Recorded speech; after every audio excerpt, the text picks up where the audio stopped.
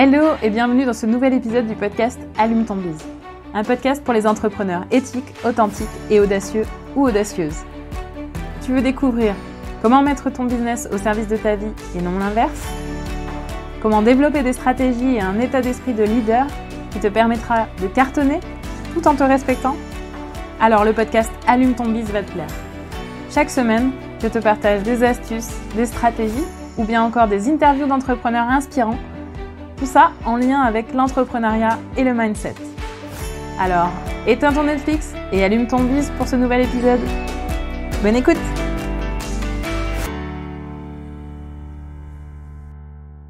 Hello! J'espère que vous allez bien aujourd'hui. Je vous souhaite la bienvenue sur ce nouvel épisode qui vient du coup en continuité de l'épisode de la semaine dernière où je vous parlais de pourquoi faire appel à un coach lorsqu'on est entrepreneur. Je vous indiquais qu'un coach, c'était une sorte de guide pour vous accompagner dans votre développement personnel, dans le développement de votre posture d'entrepreneur, aussi bien que dans le développement de l'activité de votre entreprise. Et si vous vous êtes dit qu'en effet, il serait peut-être temps de faire appel à un ou une coach pour vous accompagner dans une de ces situations qu'on a vues ensemble, peut-être que vous vous êtes demandé du coup comment bien choisir cette personne. Et je sais que trouver le ou la bonne coach, ça peut être difficile. C'est pourquoi je vais vous donner quelques conseils pratiques pour vous aider à faire votre choix.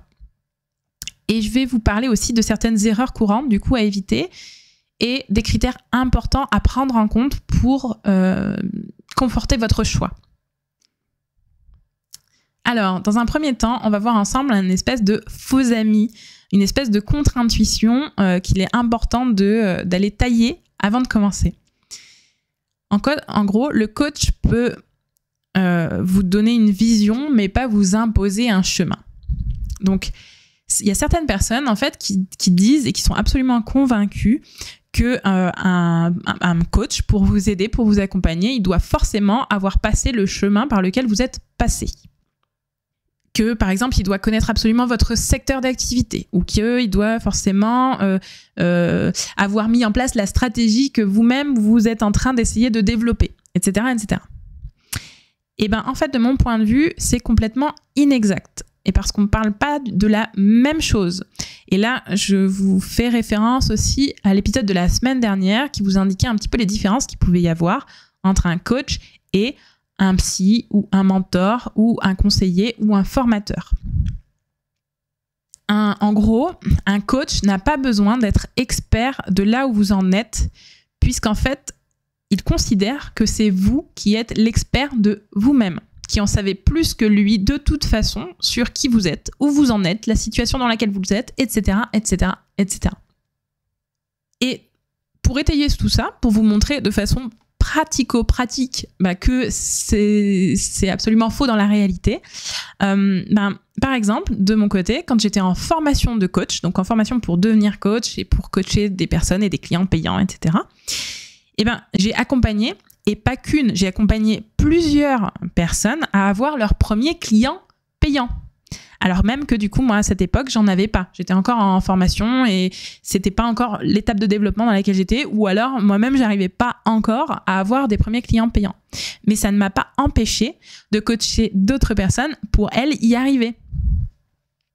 Pourquoi ? Tout simplement parce que je leur ai pas dit quoi faire. Je leur ai pas expliqué ma méthode pour trouver des clients efficaces. Non, je les ai accompagnés pour qu'ils puissent eux-mêmes trouver leur propre stratégie avec leurs forces et leurs aptitudes à eux et pas à moi pour y arriver. Et du coup, ça a merveilleusement bien fonctionné parce que du coup, ces personnes-là étaient juste différentes de moi et donc forcément, les méthodes qu'elles ont utilisées n'ont pas du tout été les méthodes que moi j'ai utilisées quand j'ai réussi à avoir mes premiers clients payants, par exemple. Un autre exemple, parce que vous pourriez vous dire, c'est par hasard, même si j'en ai accompagné plusieurs comme ça. Un autre exemple, j'ai aussi accompagné des personnes à gagner tellement confiance en eux ou en elles qu'ils ont du coup, par exemple, je pense à une d'entre elles qui a carrément triplé ses tarifs, alors même que moi, j'étais à un stade encore moins avancé, à un stade où moi-même, je devais davantage prendre confiance avant de poser mes nouveaux tarifs. J'ai accompagné aussi une personne à prendre sa posture dans un partenariat entre plusieurs personnes dans une start-up, alors même que dans mon entreprise, je suis seule et que mon entreprise n'est pas une start-up. Bref, c'est souvent un raccourci de penser qu'il est plus facile de chercher quelqu'un qui est déjà passé par là où vous êtes passé.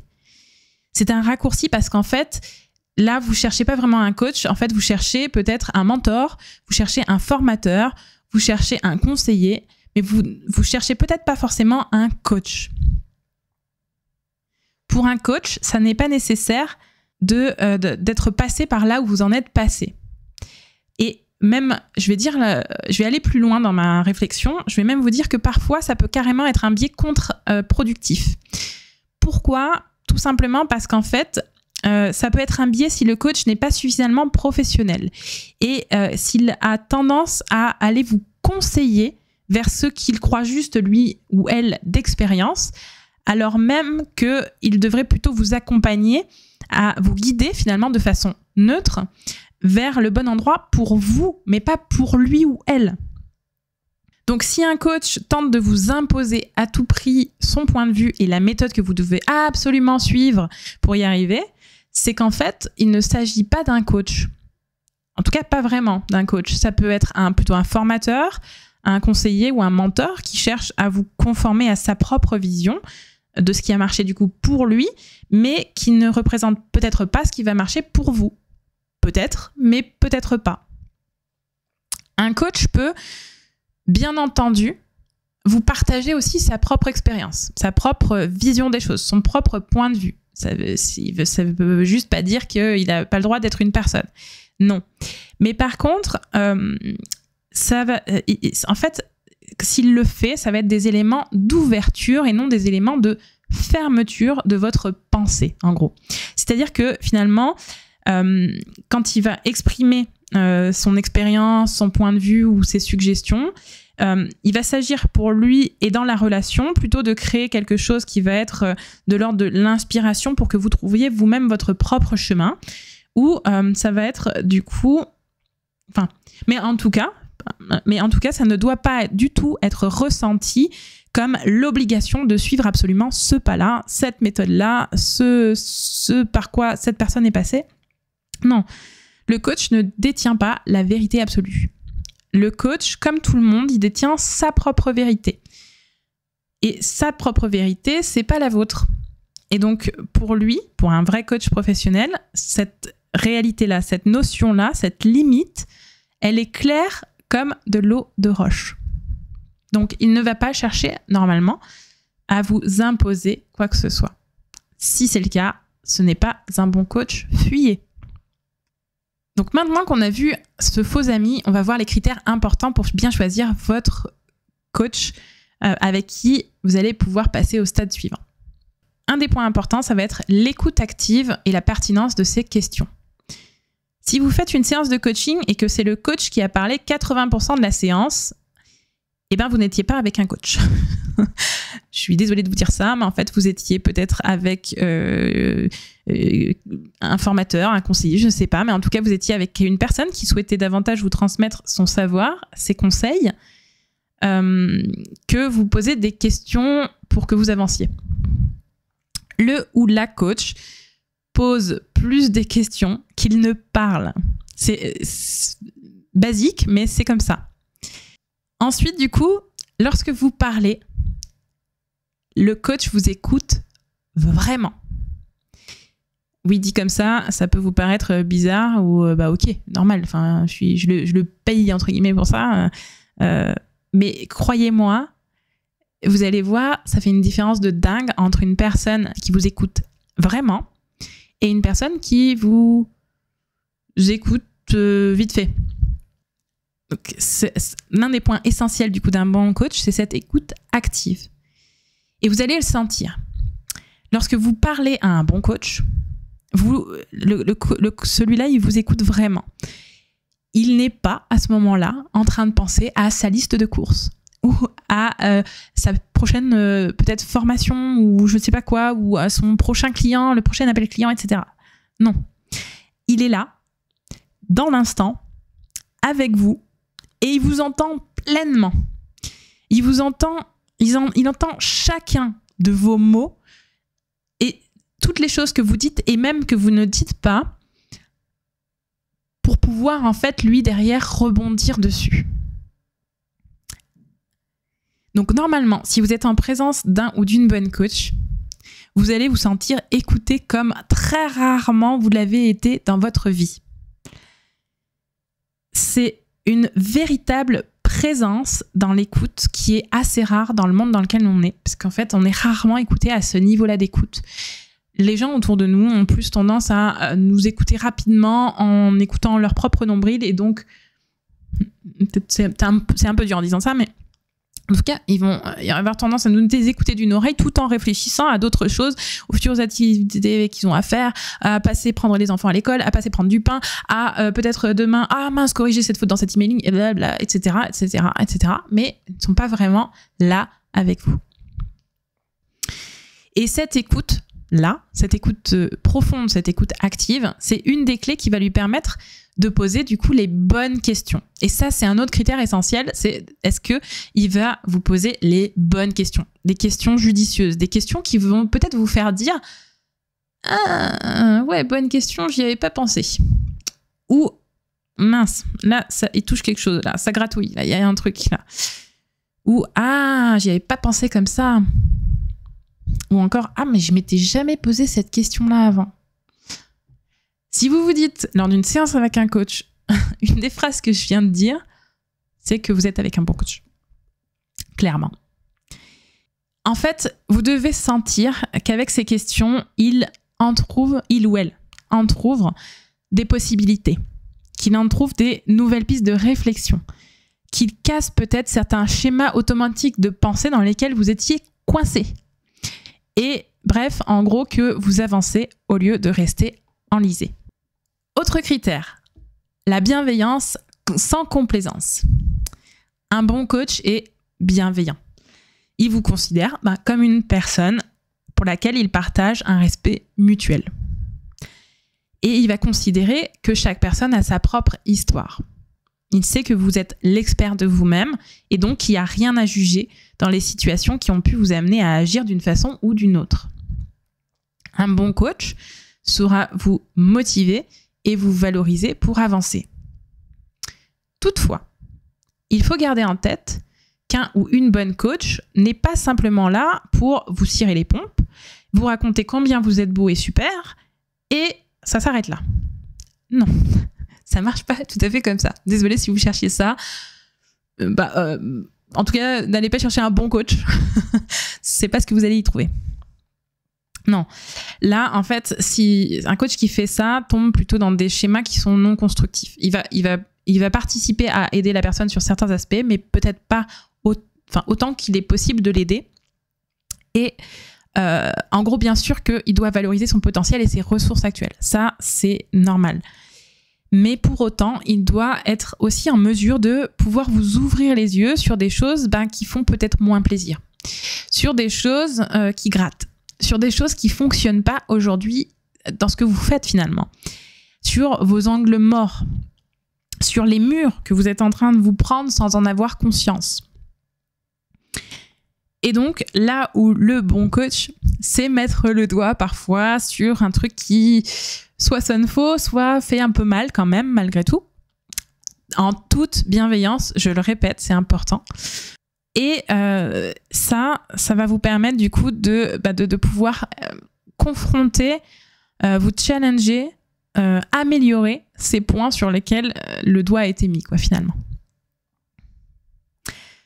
Autre critère, l'adaptabilité et la personnalisation. Le ou la bonne coach, c'est que tout le monde est différent. Il s'adapte du coup donc aux situations, aux personnes qu'il a en face de lui, à leur vécu, à leur expérience. Et du coup, il va peut-être pas vous proposer à tous la même méthode, le même outil, les mêmes questions, selon là où vous en êtes et ce qui doit être bougé dans votre situation à vous. Donc, si vous sentez que la personne en face de vous ne fait que juste dépiler une liste de questions comme elle dépilerait une checklist, juste pour cocher des cases, c'est mauvais signe. Et là, si en plus elle le fait d'un ton blasé, parce que c'est possible, malheureusement. En fait, juste courez. Ne vous arrêtez pas, courez. Vous n'êtes pas en présence d'un ou d'une bonne coach. Ensuite, un point essentiel, c'est aussi la cohérence entre son discours d'une part et ses valeurs de l'autre, ou entre ce qu'elle dit et ce qu'elle fait. Ça, c'est quand même un point aussi assez important. Si vous êtes en présence d'une personne qui vous dit quelque chose, mais que vous voyez bien que dans les faits, elle fait autrement. Et en tout cas, méfiez-vous des incohérences et des incongruences. Parce qu'en fait, le ou la bonne coach sont des têtes chercheuses à incohérence et à incongruence. Donc, si elle ne sait... si c'est pas quelque chose qui est important pour elle dans sa façon d'agir, c'est mauvais signe.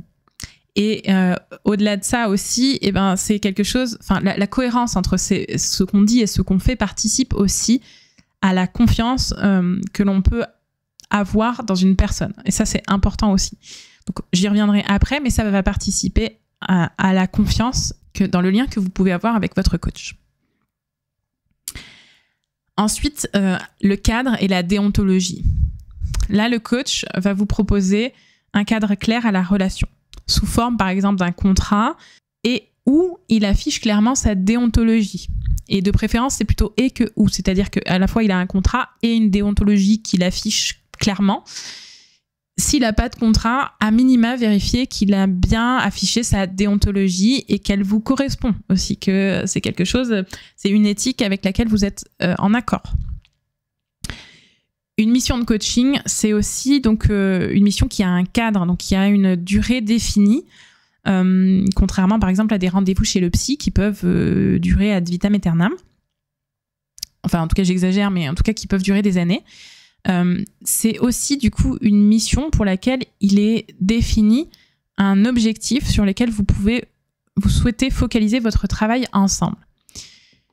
Donc, à minima, dans le cadre de la relation entre le coach et le coaché, vérifiez du coup sa déontologie et vérifiez que la mission a bien un cadre nécessaire avec au moins une durée ou un nombre de séances et un objectif qui a été défini entre vous et le coach. Dans tous les cas, c'est essentiel pour vous, par exemple, de vérifier aussi la notion donc, de confidentialité et l'éthique de la personne. Donc l'éthique, vous pouvez aussi le voir avec la déontologie. La confidentialité, normalement, rentre dans le cadre de la déontologie, mais vous pouvez aussi appuyer cette notion-là avec la personne si vous avez le moindre doute, n'hésitez pas à en parler à cette personne-là. Et enfin, je vais aborder le critère qui est pour moi le plus important de tous. Donc, c'est pas parce que je finis par celui-là que c'est le moins important. Au contraire, c'est pour qu'il reste gravé en tête, gravé dans votre tête. Pour moi, c'est vraiment le critère essentiel. Si on n'avait qu'un seul, ce serait celui-ci. C'est la confiance. En effet, donc, il s'agit du coup de la confiance qui va se créer entre votre coach et vous. Et cette confiance, il doit s'agir d'une confiance mutuelle. Il est important que vous sentiez en confiance avec votre coach. Pour que le coaching soit efficace, vous allez devoir être vous-même pendant ces séances. Et éviter de vous cacher derrière un masque inconscient d'une personne que vous brandissez comme bouclier pour rester caché par rapport au coach qui vous accompagne.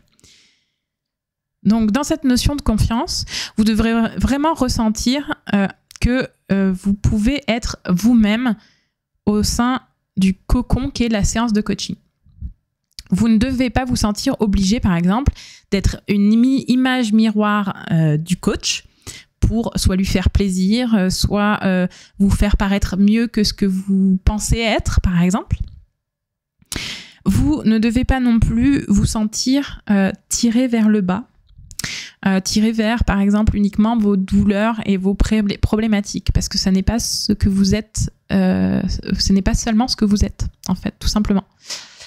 Vous devez vraiment vous sentir vous-même. Vous devez, bien sûr, vous-même avec vos douleurs et vos problématiques, mais vous-même dans le présent, en gardant en ligne de mire l'avenir vers lequel vous allez être une personne différente, où vous allez vivre une situation différente, que vous êtes venu ici pour définir avec votre coach. Pour définir et pour suivre ensuite. Et pour cette notion de confiance, comment vous pouvez faire ? Au départ, en tout cas, quand vous ne connaissez pas encore le ou la coach qui va vous accompagner, qu'est-ce qui va vous faire dire je peux ou non avoir confiance ? Et bien là, je vais vous dire, le point essentiel, c'est de faire confiance à votre intuition. Faites confiance à votre instinct. Votre intuition, c'est peut-être mieux que vous-même à qui faire confiance ou pas.